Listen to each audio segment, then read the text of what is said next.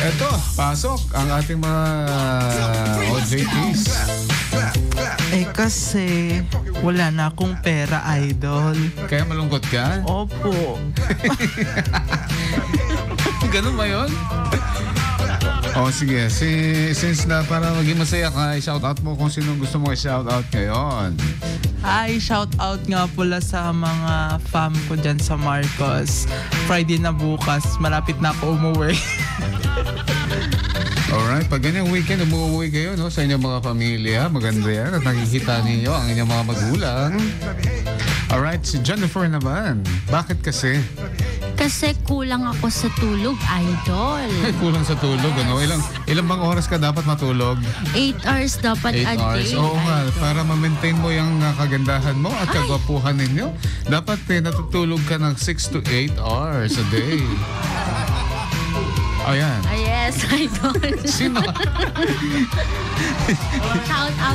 Shout out nga pala sa mama ko, sa papa ko dyan sa Marcos. Mapapenge allowance.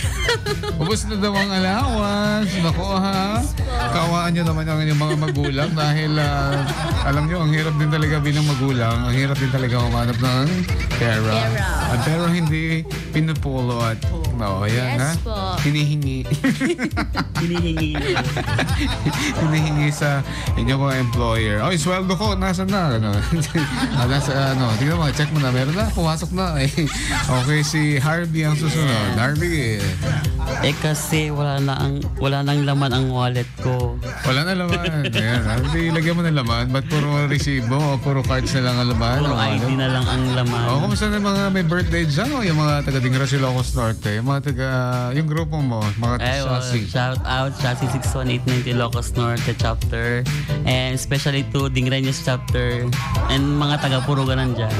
Ayan ha, magandang afternoon sa inyo lahat dyan mga idol. At ang susunod mamaya na batch, sabayangan ninyo ang kanilang mga comment kung bakit sila malungkot o bakit na malungkot, idol. Kaya panatiling pa rin makinig at syempre dito sa paborito ninyong estasyon 99. Ang idol mong FM, Supay.